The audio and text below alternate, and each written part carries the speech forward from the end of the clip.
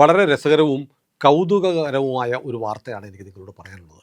കഴിഞ്ഞ ഏപ്രിൽ 3-ാം തീയതി അമേരിക്കയുടെ ഒരു യുദ്ധവിമാനം പറപ്പിക്കുന്ന പൈലറ്റ്, യുദ്ധവിമാനം എന്ന് പറഞ്ഞാൽ വെറുതെ പറഞ്ഞാൽ പോരാ, F-15E സ്ട്രൈക്ക് ഈഗിൾ എന്ന് പറയുന്ന വിമാനം, അത് ഇറാനിൽ ആക്രമണം നടത്താൻ വേണ്ടി ഗൾഫിലുള്ള ഏതോ എയർബേസിൽ നിന്ന് പറന്നു പോവുകയാണ്. പൈലറ്റ് ഇങ്ങനെ വിമാനം പറത്തിക്കൊണ്ട് പോകുമ്പോൾ പെട്ടെന്ന് പൈലറ്റിൻ്റെ മുന്നിലൊരു കാഴ്ച, ഒരു അസാധാരണമായ ഒരു ജീവി ആകാശത്ത് പറന്നു വരുന്നു. അയാൾ അന്തം വിട്ടുപോയി. ഇതിനു മുമ്പ് അങ്ങനെ ഒരു കാഴ്ച കണ്ടിട്ടില്ല. വലിയ കുട പോലെയുള്ള തല, നേർത്ത് താഴത്തോട്ട് വരുന്ന കാലുകൾ. ഇയാൾ അത്ഭുതപ്പെട്ടു. ഇതെന്ത്, ഏതോ അന്യഗ്രഹ ജീവി തൻ്റെ നേരെ വരുന്നു എന്നാണ് ഇയാൾ കരുതി. ഒന്നും ചെയ്യാൻ പറ്റുന്നില്ല. പെട്ടെന്ന് ആ അന്യഗ്രഹ ജീവി വന്ന് ഈ വിമാനത്തെ അങ്ങ് പൊതിഞ്ഞു.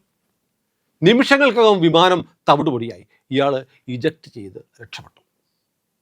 ഏപ്രിൽ 3-ന് ലോകത്തെ ഞെട്ടിച്ചൊരു വാർത്തയാണ്. അമേരിക്കയുടെ F-15E സ്ട്രൈക്ക് ഈഗിൾ വിമാനം ഇറാൻ്റെ ആക്രമണമേറ്റ് വീണത്. അതേ തുടർന്ന് ഈ ഇജക്റ്റ് ചെയ്ത് രക്ഷപ്പെട്ട പൈലറ്റിനെ അമേരിക്ക കൊണ്ടുപോയി അയാളോട് ഡീബ്രീഫ് ചെയ്തു. എന്ന് പറഞ്ഞാൽ എന്താണ് സംഭവിച്ചത് എന്ന് അയാളോട് ചോദിച്ചപ്പോൾ അയാൾ പറഞ്ഞതാണ്, ഞാൻ ഇതിനു മുമ്പ് കണ്ടിട്ടില്ലാത്ത കാഴ്ചയാണ്. ആകാശത്തോടെ ഒരു വിചിത്ര ജീവി പറന്നു വരുന്നു. അന്യഗ്രഹ ജീവി വരുന്നത് പോലെയാണ് എനിക്ക് തോന്നിയത്. ഇത് അമേരിക്കയെ വല്ലാതെ ആശങ്കപ്പെടുത്തി. പക്ഷേ വിമാനത്തിൻ്റെ അവശിഷ്ടങ്ങളൊക്കെ വീണത് തിരിച്ചു കിട്ടി. ഇറാനിലാണ് വീണത്, ഇറാനിലല്ലാതെ വീണതും കിട്ടി. ഇതൊക്കെ പരിശോധിക്കുമ്പോൾ അമേരിക്ക പറയുന്നത് ഇത് ഇറാൻ തകർത്തതാണ്. അമേരിക്ക കരുതി ഇത് മജീദ് ഇൻഫ്രാറെഡ് എന്ന് പറഞ്ഞത്, മാജിദ് ഇൻഫ്രാറെഡ് ഡിഫൻസ് സിസ്റ്റം ഉപയോഗിച്ച്, ഇറാൻ്റെ സ്വന്തമായ ഒരു വ്യോമ പ്രതിരോധ സംവിധാനമാണ്, അതുപയോഗിച്ചോ അല്ലെങ്കിൽ ഷോൾഡർ ഫയേർഡ് മിസൈൽ എന്ന് പറഞ്ഞാൽ ചുമലിൽ വെച്ച് ആകാശത്തിലെ വിമാനങ്ങളെ ഉന്നം വെക്കുന്ന മിസൈൽ ഉപയോഗിച്ചോ വീഴ്ത്തിയതായിരിക്കാം F-15E ഈഗിൾ സ്ട്രൈക്ക് എന്ന് പറഞ്ഞാൽ ഏറ്റവും ആധുനികമായ അമേരിക്കയുടെ വിമാനങ്ങളുള്ളതാണ് അത് വീണത്. എന്നാൽ വലിയ അത്ഭുതമായിരുന്നു, എങ്ങനെ ഈ വിമാനം ഇറാൻ വീഴ്ത്തി എന്നുള്ള അതിശയത്തിൽ ഇങ്ങനെ അമേരിക്ക അന്തം വിട്ടിരിക്കുമ്പോഴാണ് ഡീബ്രീഫിങ്ങിൻ്റെ ഭാഗമായി ഈ വൈമാനികൻ പറയുന്നത് താൻ ഇതുവരെ കണ്ടിട്ടില്ലാത്ത നൂറുകണക്കിന് മണിക്കൂറുകൾ യുദ്ധവിമാനം പറത്തിയിട്ടുള്ള വൈമാനികനാണ്. അയാൾ പറഞ്ഞത് കേട്ട് സൈനിക ഉദ്യോഗസ്ഥന്മാർ ഇയാളുടെ ചികിത്സാ രേഖകൾ എടുത്ത് നോക്കി. തലയ്ക്കെന്തോ പരിക്ക് പറ്റിയിട്ടുണ്ട്, തലച്ചോറിനെന്തോ ക്ഷതം പറ്റിയിട്ടുണ്ട്, അതുകൊണ്ടായിരിക്കാം ഇയാൾ ഇങ്ങനെ പറയുന്നത് എന്നൊക്കെ കരുതി. വീണ്ടും കുറച്ച് ദിവസം കഴിഞ്ഞ് അയാളെ ചോദ്യം ചെയ്തു. അതിൻ്റെ ഡീറ്റെയിൽസ് എല്ലാം ചോദിച്ചു. അപ്പോഴാണ് അമേരിക്കയ്ക്ക് ഒരു കാര്യം മനസ്സിലായത്. ഇത് റിയൽ ഏലിയൻ ഷിറ്റ് എന്ന് പറയുന്ന ഒരു പ്രതിഭാസമാണ്. ഇത് ഇറാൻ അയച്ച പ്രത്യേക തരത്തിലുള്ള ഒരു ഡ്രോൺ വ്യൂഹമാണ്. എന്ന് പറഞ്ഞാൽ വലിയ ഡ്രോൺ ഏറ്റവും മുകളിൽ നിൽക്കും, പിന്നെ അതിൻ്റെ താഴെ കാലുകൾ പോലെ ഘടിപ്പിച്ച് കുറേ ഡ്രോണുകൾ ഉണ്ടാവും. നമ്മുടെ ജെല്ലി ഫിഷ് പോലത്തെ ഒരു സാധനം, ഒരു 100 കണക്കിന് ഡ്രോണുകൾ ചേർന്ന ഒരു കൂട്ടായ്മ. ഈ പക്ഷികളൊക്കെ പറക്കുമ്പോൾ കണ്ടിട്ടില്ലേ, ആകാശത്ത് കാണുമ്പോൾ അറിയാം, തെളിഞ്ഞ ആകാശത്ത് നോക്കുമ്പോൾ ഒരു പക്ഷി മുന്നിലായിരിക്കും, പിന്നീട് അതിൻ്റെ 2, 3 ഇങ്ങനെ പല രൂപത്തിൽ ബാക്കി പക്ഷികളെല്ലാം ഇതിൻ്റെ പിന്നാലെ പോകുന്നത് നമ്മൾ ഒരുപാട് തവണ കണ്ടിട്ടുണ്ട്.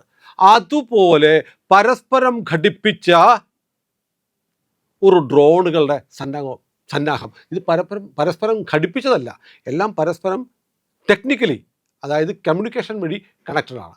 അതെല്ലാം പരസ്പരം AI വഴി കൺട്രോൾഡാണ്. ഇവരെല്ലാം കൂട്ടത്തോടെ വന്ന് ഒരു സംഭവത്തിനെ അങ്ങ് പൊതിയുകയാണ്.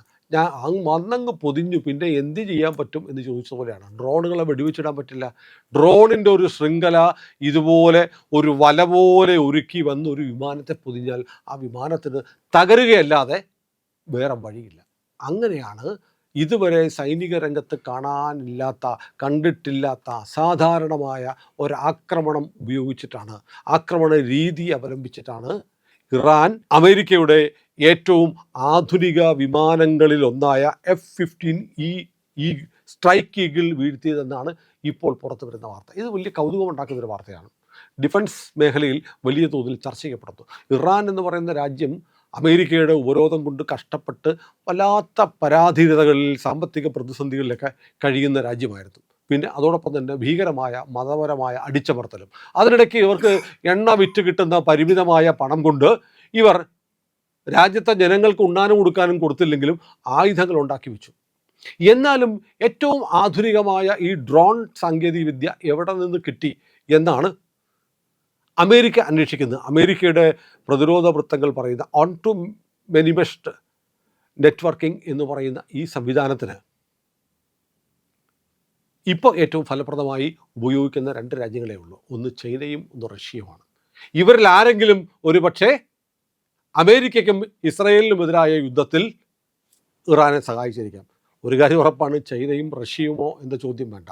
ചൈനയും റഷ്യയുമുണ്ട്, 2 കൂട്ടരും സഹായിച്ചിട്ടുണ്ട്. അപ്പോൾ ഏറ്റവും ആധുനികമായ സാങ്കേതിക വിദ്യകളും ഡ്രോണുകളും ഇപ്പോൾ ഇറാൻ്റെ പക്കലുണ്ട്. അതുപയോഗിച്ച് ഇവർ എന്തും ചെയ്യും. അതുകൊണ്ടാണ് നോക്കൂ, അമേരിക്ക എന്ന് പറയുന്ന രാജ്യത്തിനോട് പൊരുതി നിൽക്കുകയാണ് ഇറാൻ. പൊരുതി നിന്നു, തോറ്റില്ല എന്ന് മാത്രമല്ല, തങ്ങൾ നിശ്ചയിക്കുന്ന വഴിക്ക് ചർച്ചകൾ നടക്കണം, തങ്ങൾ പറയുന്നത് നടക്കണം. ഇനിയിപ്പോൾ നിങ്ങൾ ഹോർമുസിന് ബദലായിട്ട് ഒമാൻ തീരത്തൂടെ ഒരു പാത ഉണ്ടാക്കിയാൽ അതും ഞങ്ങൾ അംഗീകരിക്കില്ല എന്ന് പറയും. കരാറിലേക്ക് ഒരു കരാർ ഒപ്പിടുമ്പോൾ കരാറിലേക്ക് അതുവരെ കക്ഷിയല്ലാത്ത ഇസ്രയേലിനെ കൊണ്ടുവന്ന് ലെബനോണിനെ ആക്രമിക്കില്ല എന്നുള്ള അസാധ്യമായ, ഇസ്രയേലിനെ സംബന്ധിച്ച് ഏറ്റവും അസാധ്യമായ വ്യവസ്ഥ വെക്കും. അങ്ങനെ അമേരിക്കയെ ചൊൽപ്പടിക്ക് നിർത്തുന്ന ഒരു രാജ്യമായി ഇറാൻ മാറിയിരിക്കുന്നു എങ്കിൽ അവരുടെ യുദ്ധ മികവ് തന്നെയാണ് കാരണം. തകർന്നുപോയി, ഇറാൻ്റെ കപ്പലുകളെല്ലാം മുക്കി, ഇറാൻ്റെ വ്യോമസേനയെ ഏതാണ്ട് മുച്ചൂടും മുടിച്ചു. പക്ഷേ ഇപ്പോഴും മിസൈലുകൾ കൊണ്ട്, ഡ്രോണുകൾ കൊണ്ട് പിടിച്ചു നിൽക്കുകയാണ് ഇറാൻ. പിടിച്ചു നിൽക്കുകയല്ല, അമേരിക്കയെ അടിച്ച് പൊരിക്കുകയാണ് ഇറാൻ. നോക്കൂ, ഇത് വലിയ ഒരു മാറ്റം ലോക യുദ്ധരംഗത്ത് ഉണ്ടാവുന്നു.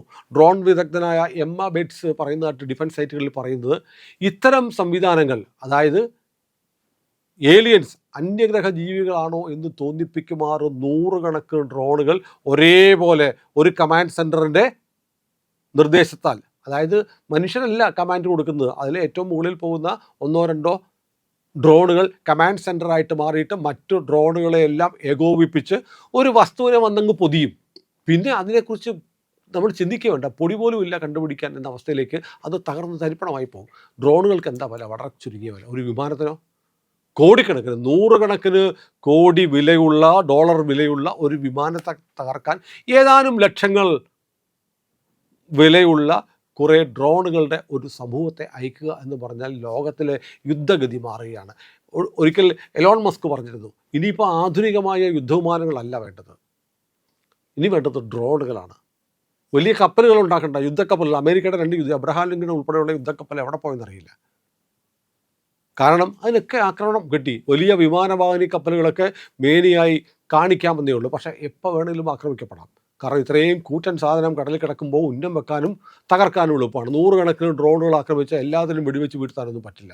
ഇസ്രയേലിൽ കണ്ടുകൊണ്ടിരിക്കുക, അയൺ ഡോം ഉണ്ട്, ഡേവിഡ് സ്ലിംഗ് ഉണ്ട്, ആരോ ഉണ്ട് എന്നൊക്കെ പറഞ്ഞിട്ട് ഇസ്രയേലിൻ്റെ പല ഭാഗത്തും വന്ന് മിസൈൽ വീഴുന്നു. കാരണം ഇത് പുതിയ കാലത്തെ പുതിയ യുദ്ധതന്ത്രമാണ്.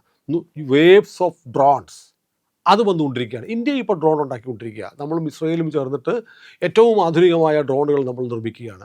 പാകിസ്ഥാൻ ഈ നയം നമ്മളോട് പരീക്ഷിച്ച് നോക്കി. പക്ഷേ അപ്പോൾ നമ്മൾ എന്ത് ചെയ്യുന്നറിയോ, നല്ല ഒന്നാന്തരം ഷാർപ്പ് ഷൂട്ടർമാരെ വെച്ചിട്ട് ഓപ്പറേഷൻ സിന്ദൂർ സമയത്ത് നമുക്ക് നേരെ വന്ന ഡ്രോണുകളെ വെടിവെച്ചിട്ട്, നമ്മൾ പീരങ്കി ഉണ്ടെന്നല്ല, എലിയെ കൊല്ലാൻ അല്ലെങ്കിൽ കൊതുകിനെ കൊല്ലാൻ ആരും കൈത്തോക്ക് വെക്കാറില്ലല്ലോ എന്ന് പറയുന്നതില്ല. ഡ്രോണുകളെ നമ്മൾ ആകാശ് മിസൈലുകളൊന്നും ഉപയോഗിക്കാതെ നമ്മൾ ഷാർപ്പ് ഷൂട്ടർമാരെ വെച്ച്, സ്നൈപ്പർമാരെ വെച്ച് വെടിവെച്ചിട്ടു എന്നൊക്കെ സൈനിക രംഗങ്ങളിൽ പറയുന്ന കഥകളുണ്ട്. ഏതായാലും ഓപ്പറേഷൻ സിന്ദൂർ കാലത്ത് നടന്ന കഥകളൊക്കെ ഇനി എന്തെങ്കിലുമൊക്കെ പതുക്കെ പുറത്ത് വരാനിരിക്കുന്നേ ഉള്ളൂ. നമ്മളിതൊന്നും അതൊക്കെ ഡീക്ലാസിഫൈ ചെയ്ത് വരുമ്പോഴേ നമ്മൾ അറിയുള്ളൂ. ഏതായാലും അമേരിക്കയെ വിറപ്പിച്ചു ഏലിയൻ ഷിറ്റ് എന്ന് പറയുന്ന ജെല്ലി ഫിഷ് ഡ്രോണുകൾ.